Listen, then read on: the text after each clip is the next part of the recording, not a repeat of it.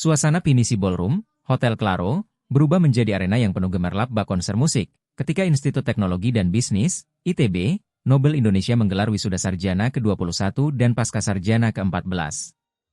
Dalam balutan tema superhero, acara ini menghadirkan kesan megah yang tak terlupakan bagi 327 wisudawan yang hadir. Tema superhero yang diusung dalam wisuda kali ini tidak hanya sekadar hiasan. Rektor ITB Nobel Indonesia, Dr. Insinyur Haji Badarudin, ST, MM, menjelaskan bahwa tema tersebut mencerminkan semangat kerjasama dan sinergi dalam mencapai tujuan. Tidak ada namanya Superman, yang ada namanya Superteam.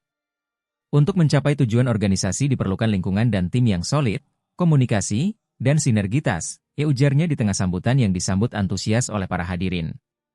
Wisuda kali ini tidak hanya meluluskan 327 sarjana dan pasca sarjana, tetapi juga menandai kelahiran 67 wirausahawan baru dari program sarjana manajemen dan akuntansi.